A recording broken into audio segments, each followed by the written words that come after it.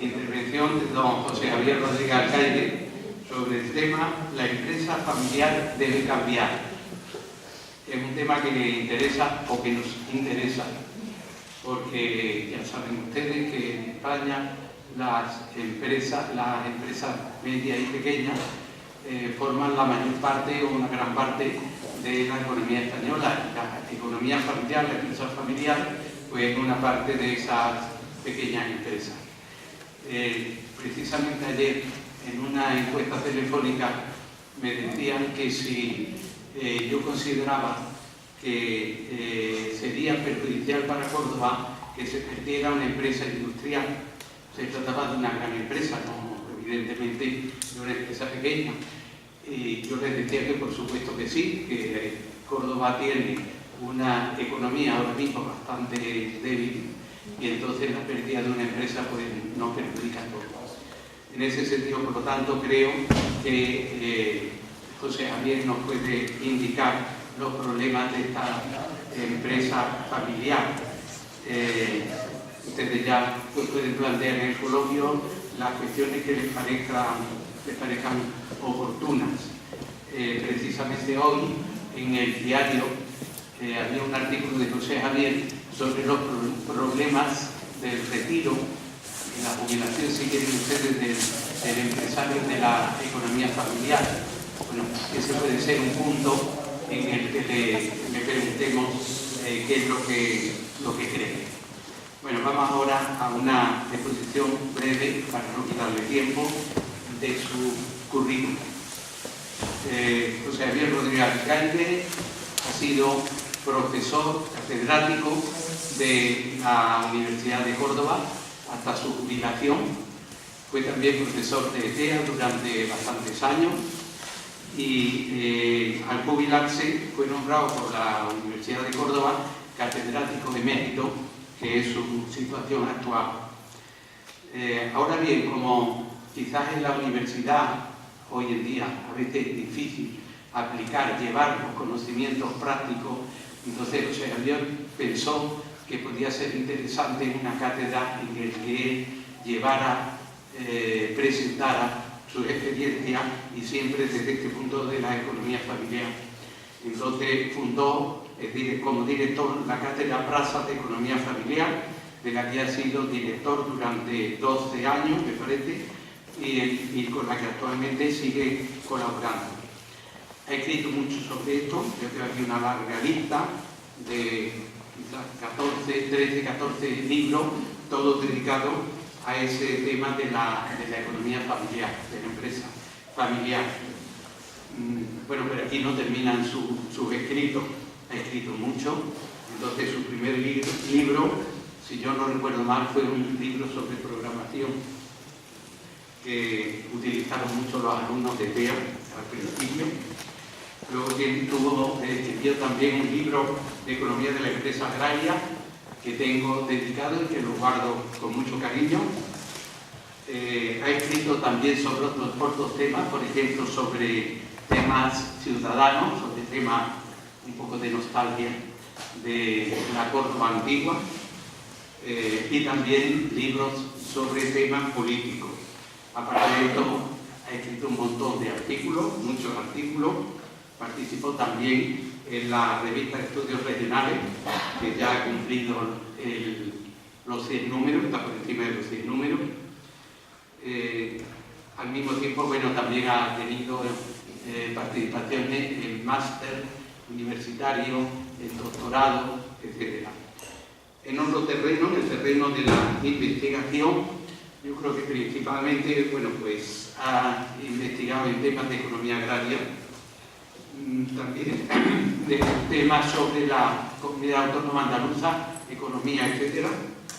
Y especialmente lo que indicaba antes de la empresa familiar. En el terreno de la extensión universitaria, artículos, muchos ya he dicho, seminarios, conferencias, etc. Y también ha tenido un papel importante en la política. Formó parte del Congreso Constituyente, el que aprobó la Constitución española su participación en la política. Bueno, de eso sí, no sé si nos hablará. Finalmente, ya para terminar, no le quiero quitar tiempo, solo añadiría 2 palabras sobre cuestiones ya más familiares, más personales, como amigo y compañero. Yo conocí a José Javier Rodríguez Alcaide en el año 64, cuando estuvimos haciendo un estudio sobre los impuestos en la agricultura, y luego fuimos compañeros en la EDEA como profesores durante una serie de años. Luego, posteriormente, pues, ha habido una serie de relaciones profesionales y familiares. Y últimamente, aparte de coincidir pues, en algunos de actos parecidos a este, aparte de eso, tenemos un contacto epistolar. Como escribe tanto, me manda multitud de artículos, que yo los leo siempre, le contesto y a veces le doy una pequeña opinión. Y ya está, no digo nada más. Lo que hago ya es darle las gracias en nombre del centro de San Hipólito por haber aceptado y por venir a darnos esta conferencia. Y ya pues le doy una palabra.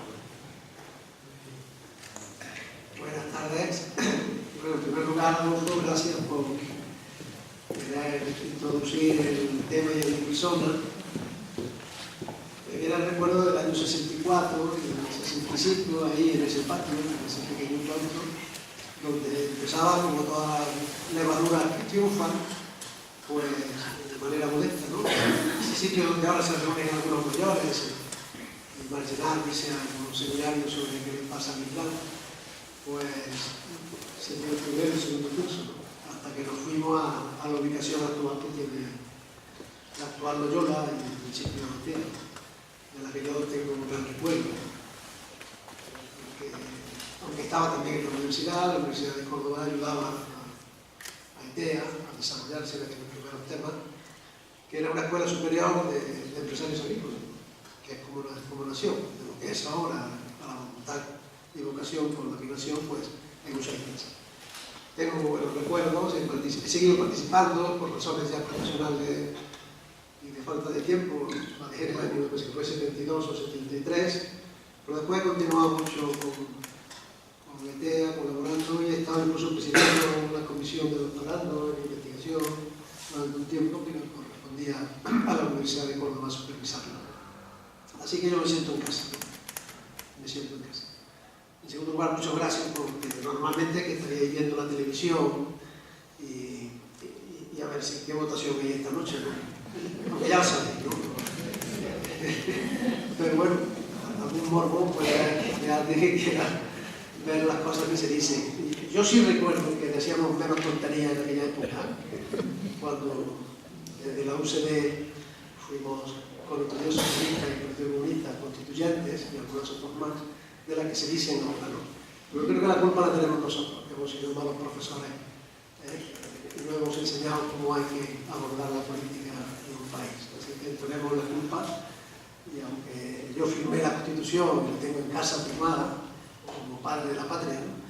Pues la Constitución del 78 algunas veces pienso que mal lo hemos hecho para que realmente sucedan las cosas que están sucediendo. Bueno, como siempre el tiempo de pedir perdón, pues se puede pedir públicamente a quien corresponda. Y yo me había pedido, José María, que hablase de... Tiene un ciclo que es algo debe cambiar, como todo el mundo dice que estamos en la segunda transición, ¿no? Algo debe cambiar, pues, porque hay que cambiar en la familia empresaria, ¿no? Y esta mañana yo he recibido un libro de alguien que ha cambiado. Es un libro, dice, 100 años endulzando la vida. Es un libro que ha editado Juan Domínguez Cabrera, de Pozo Blanco, cuyo abuelo inició una confitería al lado del ayuntamiento de Pozo Blanco en 1910. Y el que él ha escrito nació en el año 35, es mayor que yo nací en el 38. Y escribió en el año 12, que es más o menos cuando escribió respecto de los 100 años de su abuelo, desarrollando pues dulces, un obrador en Pozo Blanco, de chocolates, que es una historia muy interesante, porque no solo habla de la familia, sino el contexto de los cambios que se han producido a lo largo de 100 años. Y esta es de las que podemos llamar matusalónicas, es decir, aquellas empresas familiares que son capaces de aguantar una transición, 2 transiciones, 3 transiciones. Ya sus hijos están en la 4ª transición, vienen a clase. Este hombre que está aquí, pues Juan Domínguez Cabrera, con 81 años, es alumno mío en la cátedra de empresa familiar, de la cátedra PRAS, y viene con sus hijos. Los alumnos que tenemos en la cátedra, el que más edad que permitimos es 24 o 25 años, una cosa así, o 22, y el de más edad hasta que se muera, ¿no? Y siempre pedimos que vengan a clase toda la familia por completo, las 2 generaciones o las 3 generaciones, que es un precio muy alto. El curso es gratuito, pero el precio es muy alto, porque tiene que venir todo. Y eso es muy complicado, ¿eh? Muy complicado. Agradezco a algunos de los alumnos que han querido venir, algunos de Alcaudete, están aquí, han querido venir a esta charla, así que os agradezco que estéis aquí, con algunos me veo con cierta frecuencia. Y yo voy a hablaros muy rápidamente de un concepto mezclado, no el mestizaje que se estaba oyendo ayer, sino algo mucho más serio, ¿no? De familia empresaria y de empresa familiar. He iniciado esta cuestión con la frase del Papa Francisco, ¿no? Si no hay familia empresaria perfecta, pues porque no existe una familia perfecta. Pero no hay que tener mucho miedo a esas imperfecciones ni a la fragilidad que tienen. Lo único que hay que hacer es aprender a afrontarlo de alguna manera, es decir, cambiar. Y dicho eso, pues como muchos de los que estáis aquí no estáis en el ambiente de familia empresaria, yo voy a definir primero lo que es una empresa familiar, muy rápidamente. Como cualquier empresa, es una organización que produce bienes y servicios.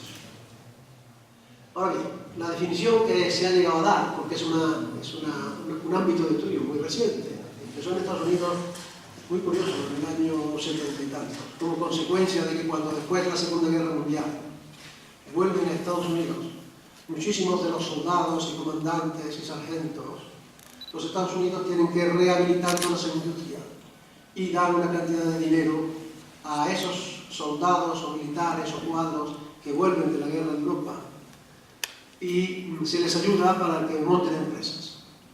Y se dan cuenta que en los años 70 y tantos, esos que tenían 30 y tantos, se están acabando. Y aquí hay un problema de relevo generacional.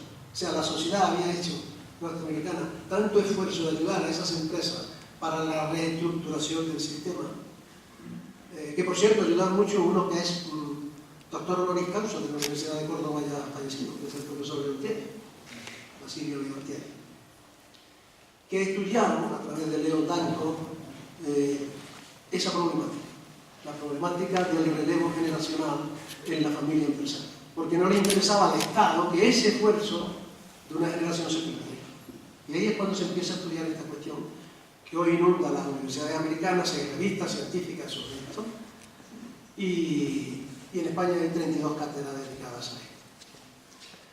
Bueno, la definición que hoy se ha dado ya después de muchos estudios en Europa es que una empresa familiar es aquella en que el capital, la mayoría del capital está en manos de la familia, en el que el control de la gestión, es decir, los administradores son la familia o algunos de la familia, y tercero, tienen una vocación de continuidad. Y le añadieron algo más. Si cotizan en bolsa, que hay muchos que cotizan en bolsa, al menos tienen el control del 25% del capital. O sea, no hay un 25% del capital, no es flotante en bolsa. Esa es la primera definición, para que la tengan, de empresa familiar. Desde el punto de vista jurídico, también muy rápido, pues puede haber empresarios, personas físicas, los famosos autónomos que tenemos ahora, ¿no? Bien, o pueden tener una forma política. Bien, sociedad civil, que ya no existe. Todavía en el registro mercantil de Córdoba se va y todavía existen alguna que otra sociedad civil. La última medida que tomó el gobierno que está en funciones es de acabar con la sociedad civil y transformarla en sociedades mercantiles. Lo digo por si alguno anda por ahí. Por ejemplo, en comunidad de bienes cuanto antes se transformen en sociedades mercantiles por capitales, que se llaman de capitales, pues mejor. Porque tiene problemas de asimetría fiscal, de asignaciones de renta. Y desde el punto de vista mercantil, pues hay muchas, pero las que nos interesan a nosotros son las sociedades de responsabilidad limitada y las sociedades anónimas. Luego hay sociedades cooperativas que entran en este juego, fundaciones, otros. Decía Adolfo cuando me presentaba que normalmente son pequeñas y medianas. Es verdad, porque en el censo total la mayoría de las empresas son pequeñas y medianas. Pero las hay grandes. Por ejemplo, Abengoa, que está en crisis ahora mismo, es familiar, ¿no? Toys R Us, que está al lado del Arcángel, ¿no? Es familiar. Procter & Gamble es familiar, ¿no? Ferrovial es familiar, ¿no? Bueno, alguna de Punto Roma, de las que están aquí, es familiar, ¿no? Es decir, que grandes empresas también son familiares. Pero claro, obviamente la mayoría son pequeñas y medianas porque el 80% del censo son empresas muy pequeñas. No olviden ustedes que en España el 95% de las empresas que están en el registro mercantil tienen una dimensión laboral de menos de 20 empleados. Y el 85% tiene menos de 5 empleados. Que es una de las contradicciones de la izquierda, que quiere que el convenio colectivo a nivel nacional impere sobre el convenio local. De la otra, es decir, las políticas no han pisado una empresa en su puñetera vida.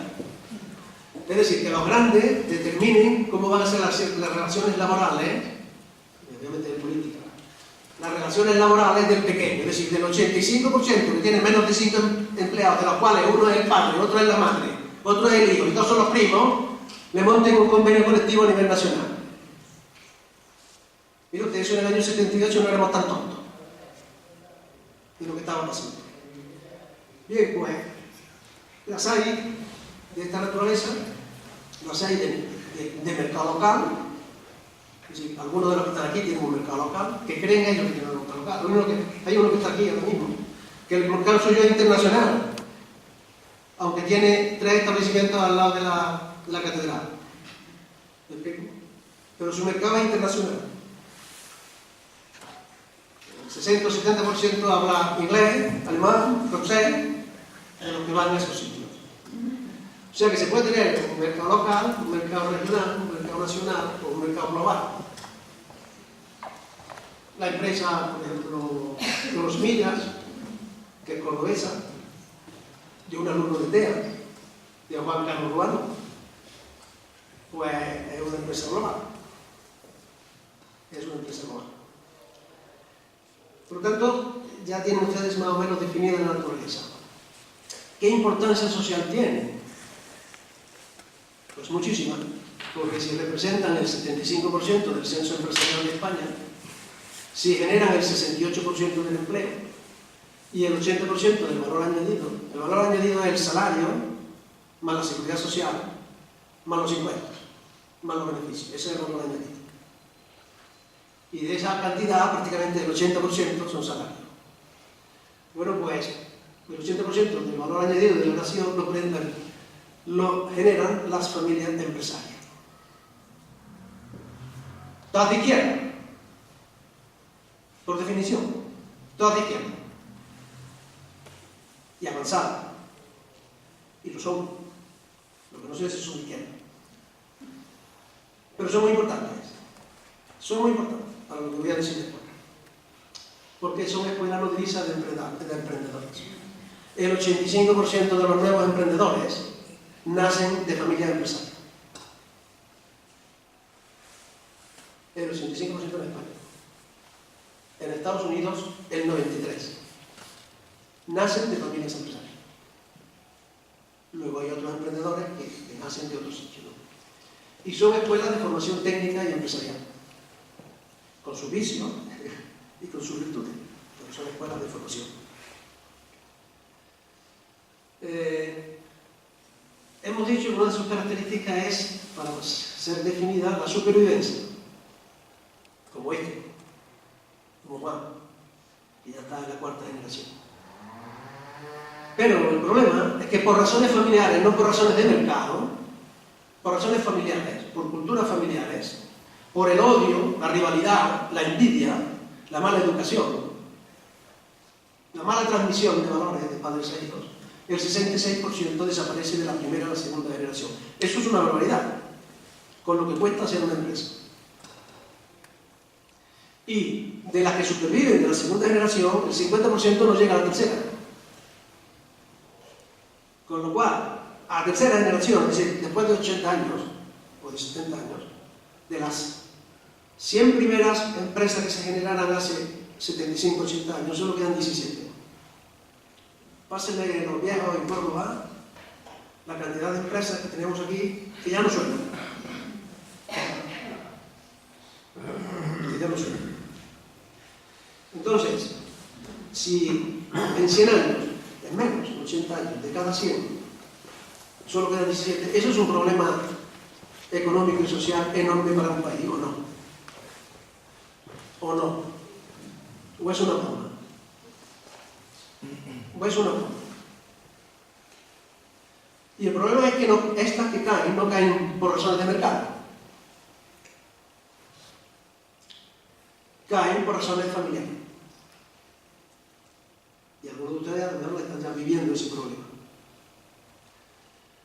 Entonces eso tiene una repercusión social enorme.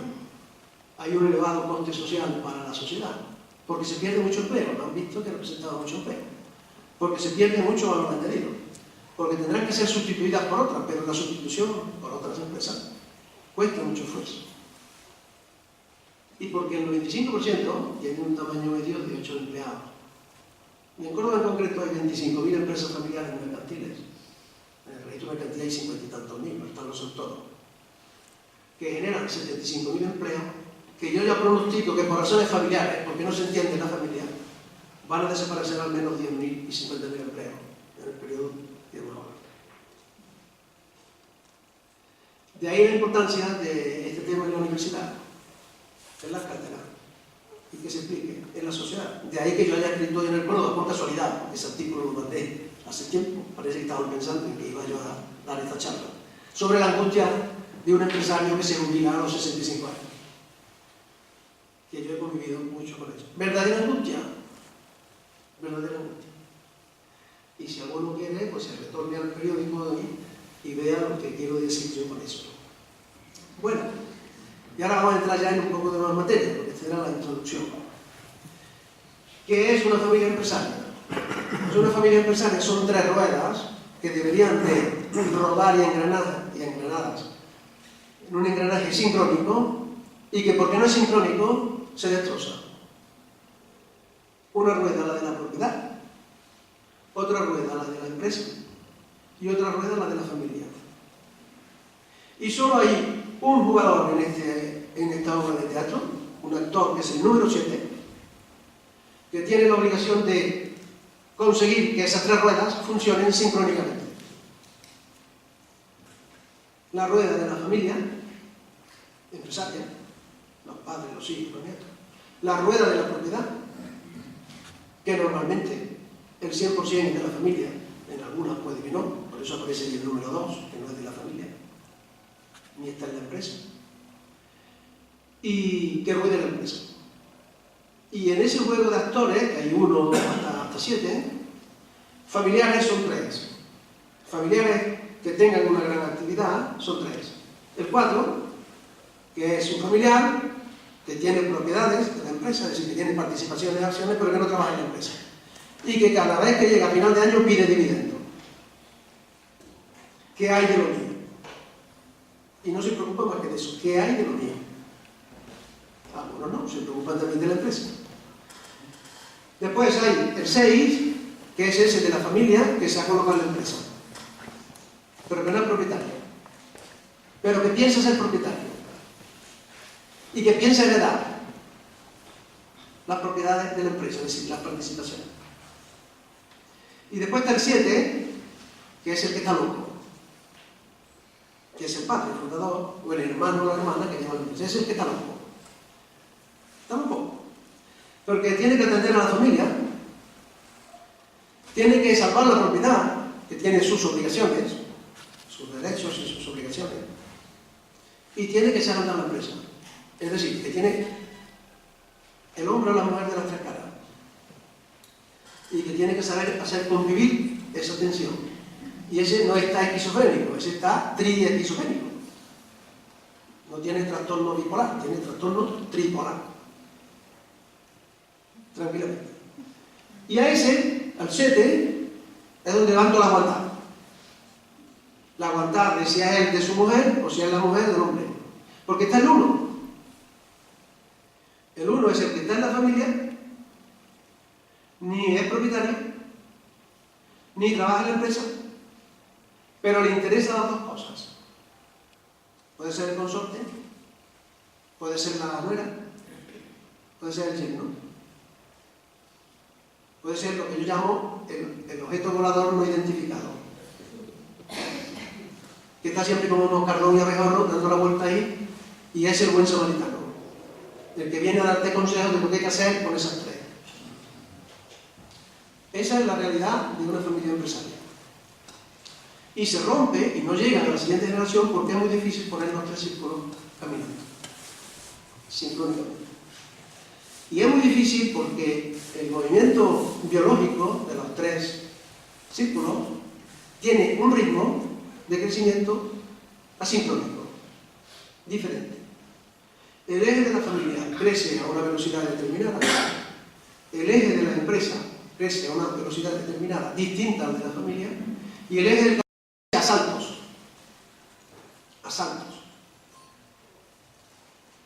La familia va a pasar de una pareja que ha creado una empresa, que tiene hijos y los hijos entran en la empresa, que los hijos trabajan, aprenden y codirigen, y que al final quiere tirar el bastón de mando. De lo que estoy aquí presente hay uno que quiere tirar el bastón de mando. Ya sabe a qué me estoy refiriendo, porque hablamos mucho de esto. La empresa, cuando crece a otra velocidad que la familia. Tiene una etapa de arranque dificilísima, de la que mueren muchos. En los 5 o 6 primeros años mueren muchísimas. Pásense ustedes por la calle por el Conde, verán la cantidad de tiendas que se abren y se cierran en menos de 6 meses. Y todos son pequeños autónomos que empiezan. Luego hay una etapa, si son capaces de tener clientes y esos clientes le pagan, una fase de expansión y de formalización, así ya tienen una estructura determinada. Y por último entran en madurez, se empiezan ya a pensar cómo se vuelven a reinventar la empresa. Porque una empresa que está en madurez, como no se reinvente, vuelve.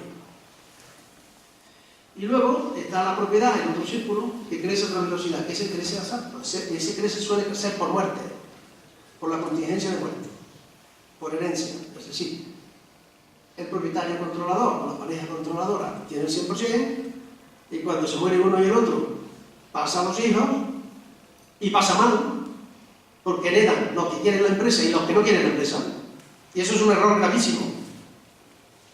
De los errores más graves que hay es repartir las acciones a partes iguales en todos los hijos que la quieren o no la quieren. Eso conduce justamente a la pelea entre los hermanos.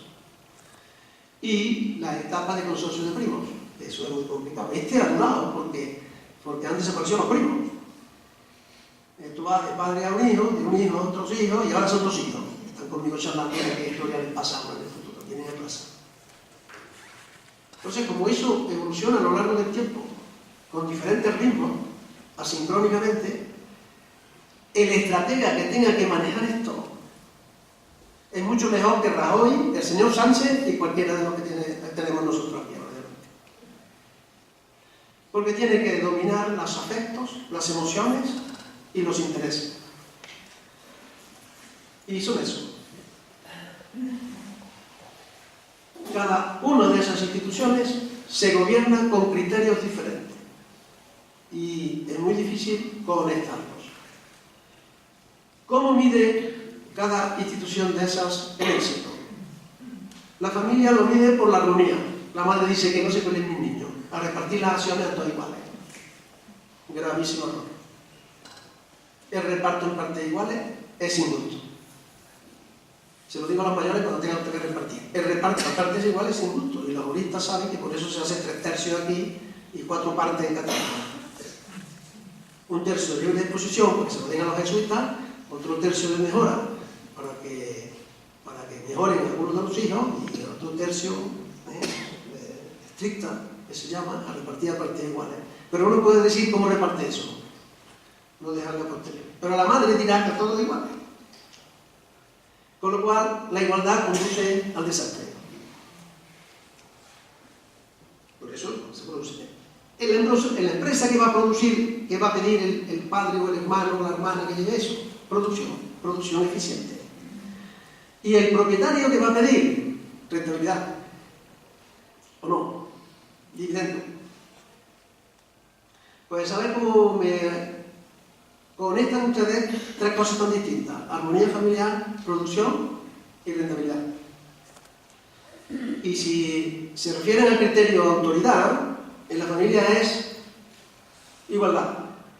Todos los hijos son iguales. Y ahora, cuando te descuiden, y los padres mandan a los hijos. Bueno, ¿cuántos años que llevamos ya diciendo que la familia es democracia? En mi casa, desde luego, no. Y en la escuela, mientras yo soy profesor, tampoco. Ni en la familia, ni en la escuela hay democracia. Hay una organización jerárquica completa.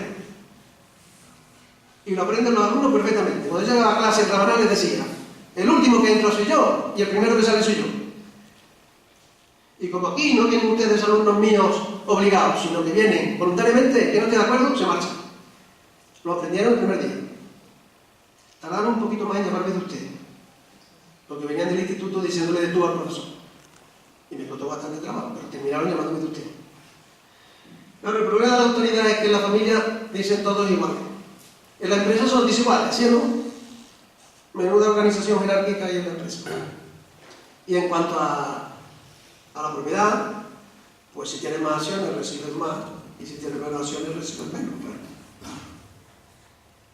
Los premios financieros, pues claro, en la familia, que es puro comunismo, lo que decía Carlos Marx, cada cual según su necesidad. No lo decía eso los comunistas, cada cual según su necesidad. Pero la empresa dice a cada cual según su productividad. Pero claro, es que resulta que son dos hermanos los que están ahí. Y la madre dice: tienen que ganar los hermanos igual. Y dice el padre: pero si es que no lo producen lo mismo. A ver cómo lo resuelven ustedes. Pero el problema es que quieren también que los primos hermanos también ganen lo mismo. Imposible. Imposible. Y en propiedad son algunos tan ricos que quieren tener dividendo y plusvalía. Y eso, los que saben de empresas saben que es imposible. Que si tú quieres tener plusvalía, tienes que tener reserva. Y si tienes que tener reserva, no repartes dividendos. Pero lo que no puedes tener es dinero todos los años de dividendos y además que la empresa cada vez valga más. Es imposible. Claro, eso lo van a pedir los familiares que son partícipes y que no trabajan en la empresa. Claro, pongan ustedes de acuerdo esos tres. Y por otro, el énfasis que ponemos en nuestras cosas. Pues claro, el énfasis de la familia es las aspiraciones individuales. El niño o la niña que quiere ser violinista, que quiere ser pintor, que quiere ser médico, que quiere ser abogado, o que quiere ser tornero. En la empresa no hay objetivos individuales, se ha acabado bien. En la empresa los objetivos son corporativos.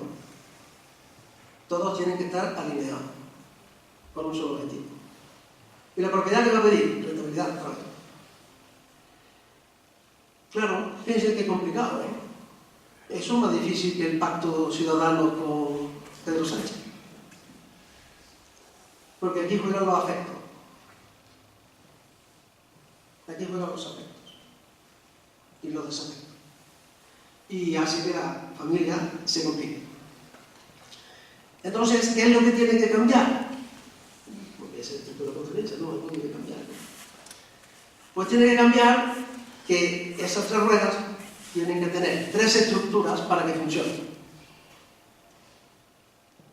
Y la única estructura que funcione es la del equipo de desarrollo gerencial.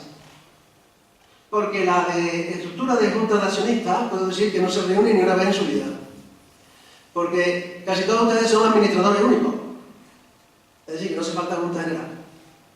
Y por la nueva ley, dichosa, en sociedades responsables limitadas le han quitado la figura del presidente. Señor presidente de la audiencia, le han quitado la figura del presidente. ¡Qué barbaridad! lo que hacen algunos legisladores. De modo que le damos el poder omnímodo al administrador único. Y no hay un presidente que lo controle. Y tiene que ir después al magistrado a que le digan a los demás, convoquen usted a Junta General, porque el administrador único dice que no las convoca. Porque no tiene presidente. En la ley anterior de resolución de asiento del presidente. Qué cosa, ¿verdad? Qué cantidad de políticos que no han pisado una empresa en todos sus años de la vida. Bueno, entonces, claro, no existe ni junta de accionistas ni consejo de administración, porque hay administrador único o administrador solidario. Cuando son hermanos ponen solidarios, porque no se fían uno del otro, o mancomunado. En la familia no hay consejo de familia, no hay estructura de que gobierne la familia. Y necesitamos una estructura que gobierne la familia de hermanos que se casan, es decir, de la familia extendida. Mientras existe una familia con un padre y una madre, y los hijos están ya maduros, y los niños también, hay un cierto respeto al padre y a la madre, aunque no un cierto respeto, no mucho, pero un cierto respeto. Pero hay que aprender a gobernar la familia extendida y la familia múltiple. Y hay que tener una estructura que es la que se llama consejo de familia. Lo mismo que hay que tener un consejo de administración. Y para gobernar todo eso se necesita una serie de planes. Plan de sucesión, para que no ocurra lo que estoy diciendo, que se mueren el 66% por problemas de relevo generacional de la primera a la segunda generación. Plan de continuidad, es decir, hay que explicarle a la gente cómo vamos a continuar juntos, cuáles son las reglas de juego para continuar esas tres ruedas juntas. Y plan de contingencias. Aquí todo el mundo tiene un seguro de incendio, pero nadie tiene un plan de qué pasa si se muere el padre, o qué pasa si se muere el hermano mayor, o la hermana que lleva el negocio, o la madre. Nadie tiene un plan. Plan de contingencias. ¿Quién lo va a relevar? ¿Y cómo vamos a hacer esto? Ya lo estamos subiendo nosotros en la corte, ¿no? No tenemos un plan de contingencia.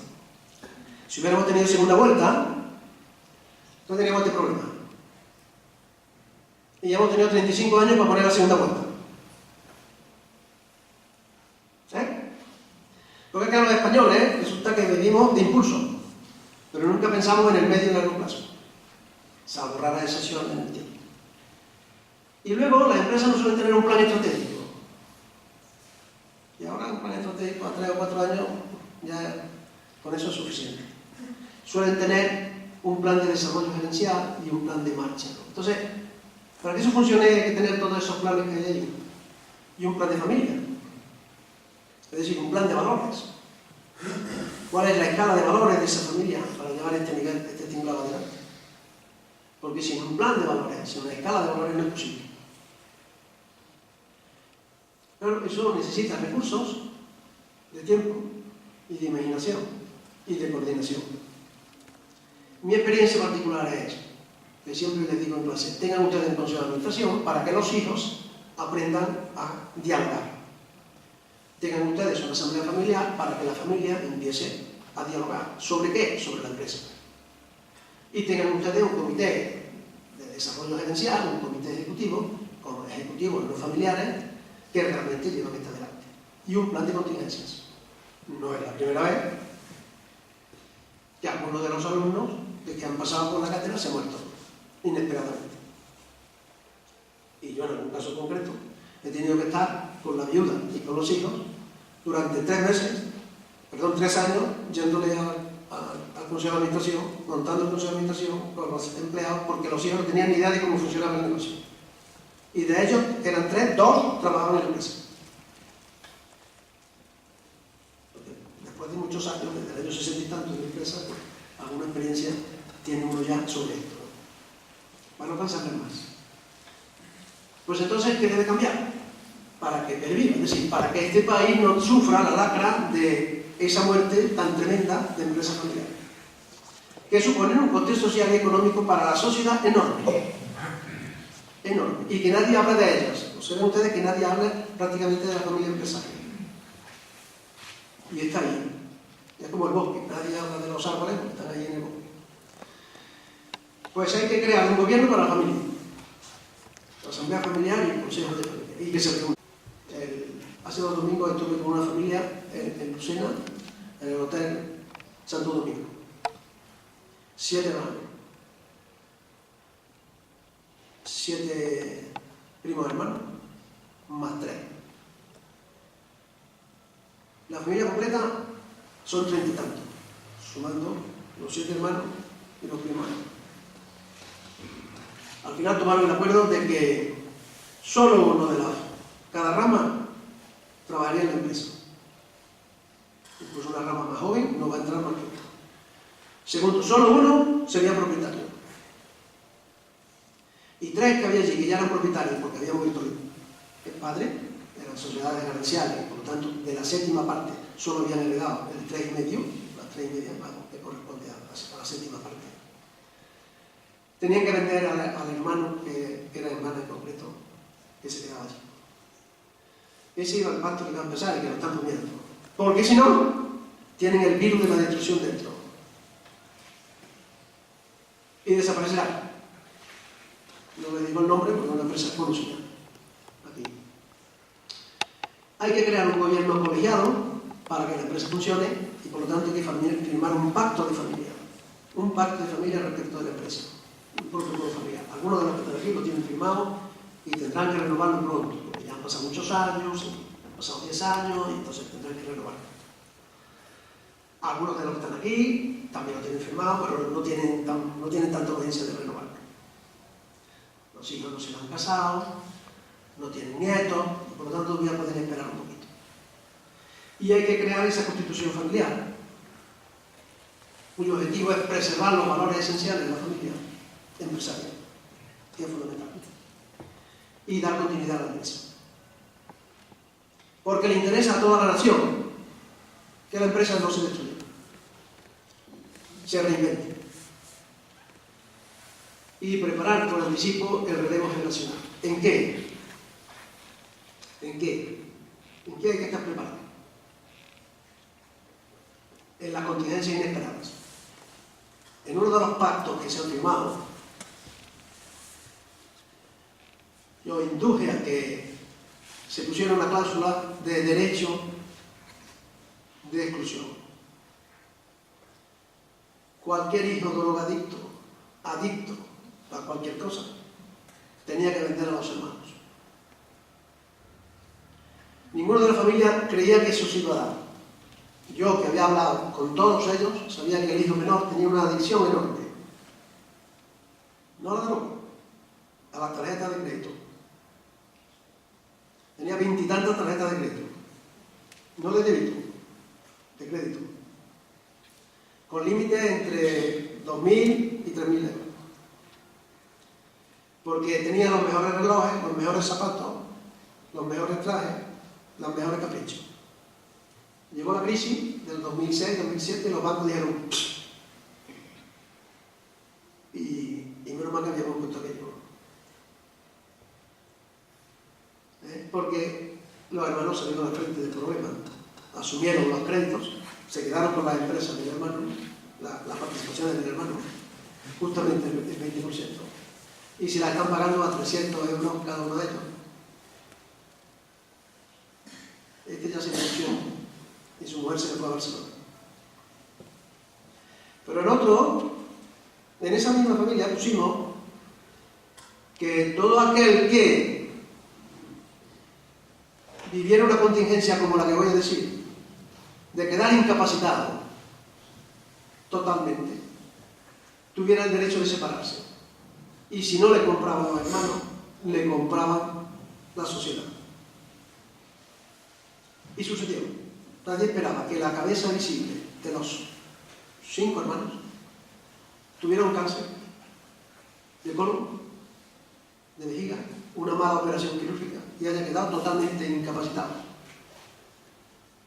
con un estómago y totalmente incapacitado, y con hijos, y 52 años, y 52 años, y al que quedaba totalmente incapacitado y cobrar la pensión de incapacitado, no puede seguir trabajando. Pero además que mentalmente no está para seguir trabajando. Le ha comprado la sociedad, ha hecho autocartera. Bueno, aquí adquisición derivativa de participación, que se llama en sociedad arbitral. Es decir, hay que preparar muy bien las contingencias de muerte y de enfermedad. Y de divorcio. ¿Qué pasa si le divorcio a mi niño o mi niña? ¿Y qué pasa con el consorte? ¿Qué capitulaciones matrimoniales han hecho? ¿Cómo nos va a influir ese divorcio? Que influye, económica y emocionalmente. Y eso hay que hablarlo. Y ponerse en las peores. Y eso es tabú. Hoy me han llamado a mí de Luceno que los 4 hermanos van a ir, en un protocolo que ya se va a firmar, van a ir al notario a hacer el testamento. Y las capitulaciones. Y le dije, pues, con uno que yo no he hablado, no podemos poner las capitulaciones esto porque rompemos el matrimonio.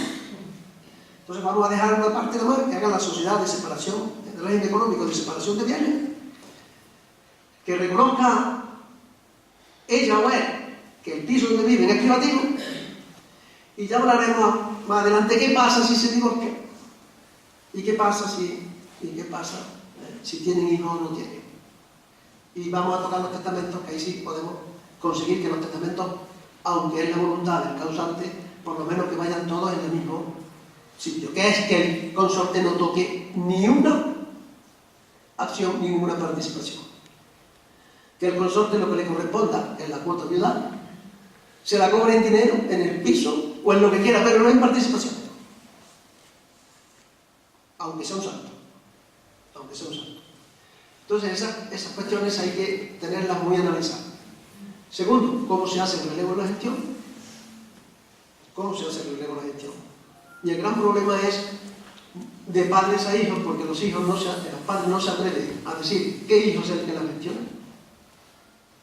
De esto me acuerdo siempre, lo explico en mis conversaciones con don Eugenio Sánchez Ramírez, que no se atrevía nunca a decirme qué hijo de los 4 servía.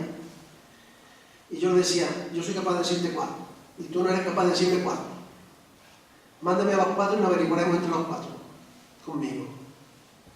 2 quisieron y 2 no quisieron. Esa es la vida misma, como ustedes porque lo recuerdo perfectamente, ¿no? Entonces, ¿cómo se hace el relevo en la gestión? ¿Qué tipo de organización vas a tener en el futuro? ¿Y cómo esos hermanos se van a entender? ¿Y quién va a ser el primo inter pares? Es decir, ¿quién va a ser de los hermanos? Que no tiene por qué ser el mayor, puede ser el menor o la menor, pero hay que hablar. Porque no se puede dejar vacío de poder. Cuando se deja un vacío de poder, alguien lo ocupa. En política eso es normal. El PSOE empezó a liquidarse a Suárez para destruir el partido. El Aznar empezó a liquidarse al González para acabar con el partido. Ahora quieren acabar con el Rajoy para acabar con el partido. No se puede dejar vacío de poder. Y entonces hay que conseguir que el relevo en la gestión se pacte y lo pacten los hijos, no a gusto del padre o de la madre, sino a gusto de los hijos. Y por último, el relevo en la propiedad. La propiedad no se puede atomizar. La propiedad hay que dársela a aquellos que quieren la empresa, que quieren la continuidad de la empresa y que tengan la mayoría de las acciones o de las participaciones para mandar. Porque el poder está donde está. Y todas estas cosas que he puesto aquí son las que tienen que cambiar. Volviendo al título de la conferencia. Todo eso es lo que tiene que cambiar. Y eso cuesta muchísimo. Y les voy a dar el resultado. De 250 empresas que han pasado por la cátedra, unas 60 se han atrevido a intentar formalizar un pacto. La mitad en primera generación, la mitad en segunda generación. De las que han intentado formalizar el pacto, en primera generación, el 85% lo ha firmado.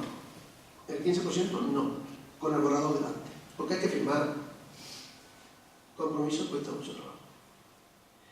Y de las que están en segunda generación a la tercera, el resultado es al contrario.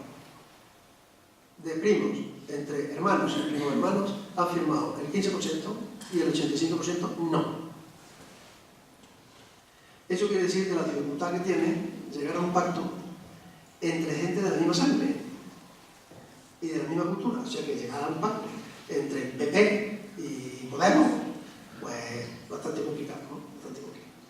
Bueno, con esto yo termino. Si le he aburrido mucho, pues lo lamento. Si le he podido entretener, de lo que se trataba, pues encantado. Y abrimos el comité cuando quiera.